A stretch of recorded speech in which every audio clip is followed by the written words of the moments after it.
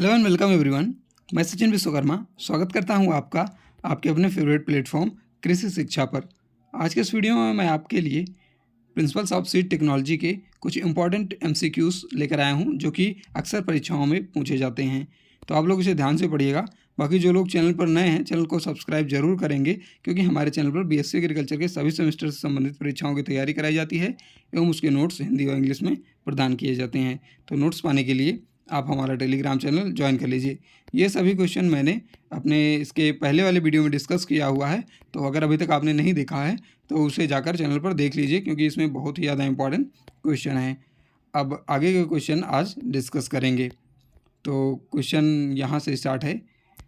पहला क्वेश्चन है कि बीजों के संकरण का उद्देश्य क्या है। बीजों के संकरण का उद्देश्य क्या है। ऑप्शन ए है नए पौधों की उत्पत्ति, ऑप्शन बी है बीजों का संकरण, ऑप्शन सी है बीजों की रोग प्रतिरोधक क्षमता बढ़ाना, ऑप्शन डी है बीजों का अंकुरण रोकना। तो इसका उत्तर हो जाएगा बीजों की रोग प्रतिरोधक क्षमता बढ़ाना।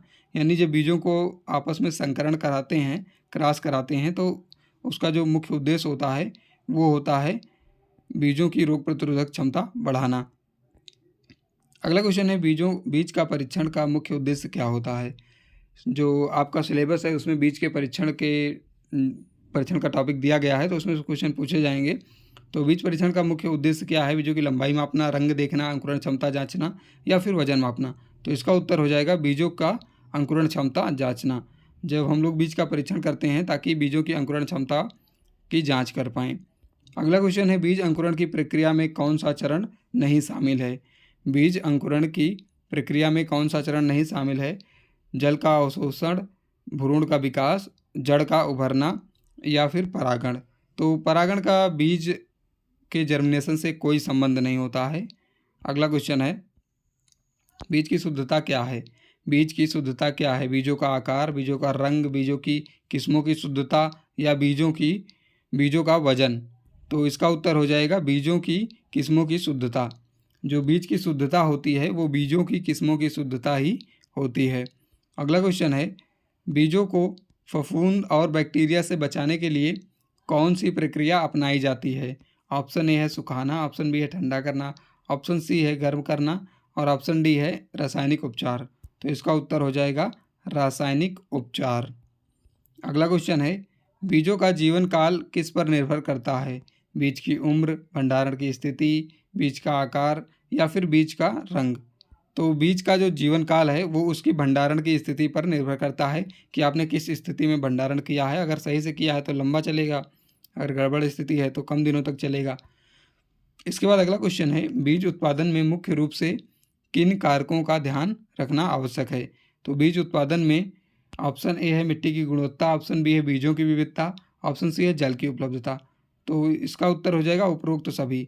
बीज के उत्पादन में हम लोग मिट्टी की भी गुणवत्ता को चेक करेंगे, बीजों की विविधता को चेक करेंगे और जल की उपलब्धता है या नहीं ये भी ध्यान में रखेंगे। तो ऑप्शन डी करेक्ट हो जाएगा उपरोक्त सभी। अगला क्वेश्चन है बीज की गुणवत्ता को प्रभावित करने वाला प्रमुख कारक कौन सा है।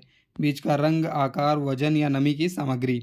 तो बीज की गुणवत्ता को बीज में जो नमी होती है वो बहुत ज़्यादा प्रभावित करती है, क्योंकि नमी ज़्यादा रहेगी तो उसमें बैक्टीरिया, फंगस आदि का अटैक ज़्यादा होगा और उसके सड़ने की चांस ज़्यादा होंगे। इसके बाद है बीज परीक्षण प्रयोगशाला में कौन सी विधि अपनाई जाती है। तो बीज परीक्षण प्रयोगशाला में जो है ऑप्शन ए है दृष्टि निरीक्षण, ऑप्शन बी है फील्ड निरीक्षण, ऑप्शन सी है प्रयोगशाला निरीक्षण।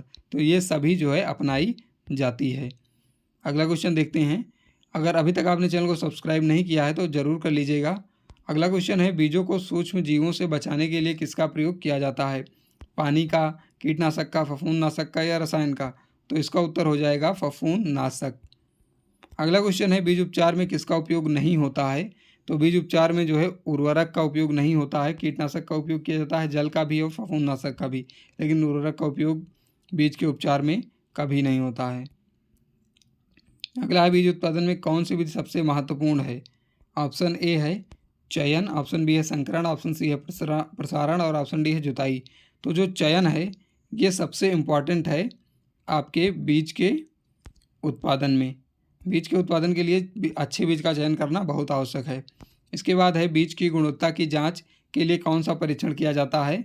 तो बीज की गुणवत्ता की जांच के लिए जो है अंकुरण परीक्षण, जर्मिनेशन टेस्ट किया जाता है। अगला क्वेश्चन है, बीज संरक्षण के लिए किस प्रकार का तापमान आदर्श है? तो बीज के संरक्षण के लिए जो है निम्न तापमान की आवश्यकता होती है, क्योंकि जब हम लोग उसे कम तापमान पर रखेंगे तो फंगस और बैक्टीरिया उस पर अटैक नहीं कर पाएंगे और वो लंबे समय तक चलेगा।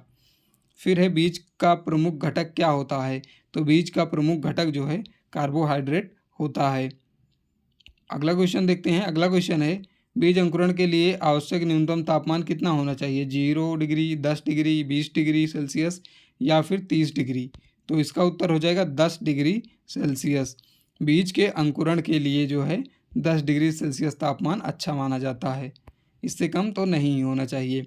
इसके पहले मैंने सीड टेक्नोलॉजी के बहुत सारे वीडियोस बनाए हुए हैं और पेपर का सॉल्यूशन भी कराया हुआ है, तो आपके पेपर में जो है पिछले बार के पेपर से काफ़ी क्वेश्चन आ रहे हैं, तो आप लोग उसे ज़रूर पढ़ के जाइएगा। क्वेश्चन है, बीज उत्पादन में रोग प्रतिरोधक क्षमता बढ़ाने के लिए किस विधि का प्रयोग किया जाता है? तो इसका उत्तर हो जाएगा रासायनिक उपचार, शारीरिक उपचार, जैविक उपचार, ये सभी। तो सभी जो है इसका उत्तर हो जाएगा। बीज उत्पादन में रोग प्रतिरोधक क्षमता बढ़ाने के लिए रासायनिक उपचार भी किया जाता है, शारीरिक और जैविक उपचार भी किया जाता है। अगला क्वेश्चन है, बीजों की अंकुरण क्षमता बढ़ाने के लिए कौन सी विधि उपयोग की जाती है? तो बीजों की अंकुरण क्षमता बढ़ाने के लिए तापमान नियंत्रण, जल नियंत्रण या पोषण नियंत्रण या ये सभी? तो इसका उत्तर हो जाएगा ये सभी, क्योंकि जो बीज होते हैं उनके बीज की जो अंकुरण क्षमता है उसको बढ़ाने के लिए आप तापमान भी अच्छा रखेंगे और जल भी होना चाहिए और उसमें न्यूट्रिएंट की व्यवस्था तो होनी ही चाहिए। तो ऑप्शन डी करेक्ट होगा, उपरोक्त सभी। अगला है, बीज भंडारण के लिए कौन सी सामग्री का उपयोग किया जाता है? तो बीज के भंडारण के लिए जो है प्लास्टिक बैग, जूट बैग या कांच की बोतलें, इन सभी का प्रयोग किया जाता है। इसके बाद बीज प्रौद्योगिकी का मुख्य उद्देश्य क्या है? ऑप्शन ए है अधिक उत्पादन, ऑप्शन बी है जल की बचत, ऑप्शन सी है उर्वरक की बचत या संकरण या हाइब्रिडाइजेशन। तो बीज प्रौद्योगिकी जो सीड टेक्नोलॉजी है इसका मुख्य उद्देश्य है अधिक उत्पादन प्राप्त करना। अगला है, बीज दर क्या है? बीज दर जो है बीज की मात्रा प्रति हेक्टेयर क्षेत्रफल या प्रति क्षेत्रफल में जो होती है उसे ही बीज दर कहा जाता है। अगला क्वेश्चन है, बीज उपचार का मुख्य उद्देश्य क्या है? तो बीजों को सुरक्षित रखना, रोग प्रतिरोधक क्षमता बढ़ाना और अंकुरण क्षमता बढ़ाना, ये सभी जो है बीज उपचार के उद्देश्य हैं। अगला है, ब्रीडर बीज क्या है? ब्रीडर बीज यानी कि प्रजनक सीड क्या है, प्रजनक बीज क्या है?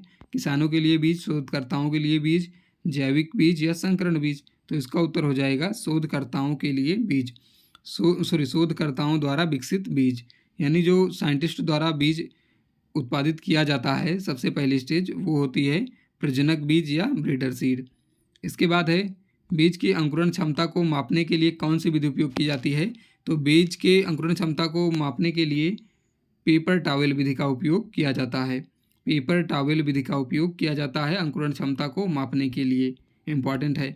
इसके बाद है, सर्टिफाइड बीज क्या है? जो किसान ने उगाया हो, सरकारी संस्था द्वारा प्रमाणित बीज या स्थानीय बाजार में उपलब्ध बीज या हाइब्रिड बीज? तो इसका उत्तर हो जाएगा सरकारी संस्था द्वारा प्रमाणित बीज। इस बीज को प्रमाणित बीज या सर्टिफाइड सीड कहा जाता है। अगला क्वेश्चन है, बीज भंडारण का महत्वपूर्ण घटक कौन सा है? तापमान, नमी, प्रकाश या सभी? तो बीज का भंडारण करते समय हम लोग तापमान और नमी और प्रकाश सभी का जो है अच्छे से प्रबंधन करते हैं, तो इसका उत्तर हो जाएगा उपरोक्त सभी। अगला क्वेश्चन है, हाइब्रिड बीज का मुख्य लाभ क्या है? तो हाइब्रिड बीज का सबसे बढ़िया लाभ होता है, सबसे अच्छा लाभ और मुख्य लाभ होता है उच्च उत्पादन, क्योंकि हमें हाइब्रिड सीड से उत्पादन अधिक मिलता है। फिर है, रोग प्रतिरोधक क्षमता बढ़ाने वाले बीज कौन से होते हैं? तो ऑप्शन ए है सर्टिफाइड, ऑप्शन बी है हाइब्रिड, ऑप्शन सी है ब्रीडर और ऑप्शन डी है उपचारित। तो रोग प्रतिरोधक क्षमता वाले जो बीज होते हैं वो उपचारित बीज होते हैं। इसके बाद है, निम्नलिखित में से कौन सा बीज भंडारण की अवधि को प्रभावित करता है? तो बीज भंडारण की अवधि को ये तीनों जो है प्रभावित करते हैं, नमी, तापमान और प्रकाश। इसके बाद अगला क्वेश्चन है, टिश्यू कल्चर तकनीक का मुख्य उद्देश्य क्या है? तो टिश्यू कल्चर तकनीक का मुख्य उद्देश्य जो है उच्च गुणवत्ता वाले बीज उत्पादन करना, कम लागत पर बीज उत्पादन करना और रोग प्रतिरोधकता वाले पौधे तैयार करना, ये सभी होता है। और इसके बाद अगला क्वेश्चन है, माइक्रो प्रोपगेशन का मुख्य उद्देश्य क्या है? सूक्ष्म प्रवर्धन, बीज भंडारण, बीज वितरण, पौधों का क्लोन बनाना या बीज उपचार? तो इसका उत्तर हो जाएगा पौधों का क्लोन बनाना।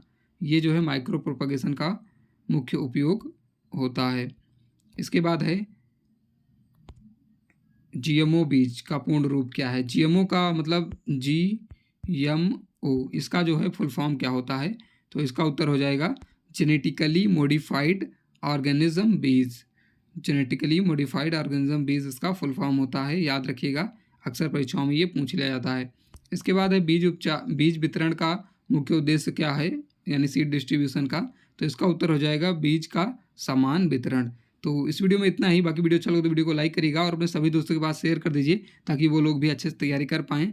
और प्रीवियस वीडियो जरूर देख कर जाइएगा, उसमें से लगभग बहुत ही ज़्यादा से ज़्यादा क्वेश्चन जो है, ये श्योर है कि ज़्यादातर क्वेश्चन जो है हमारे वीडियो से ही आएंगे। तो मिलते हैं नेक्स्ट वीडियो में।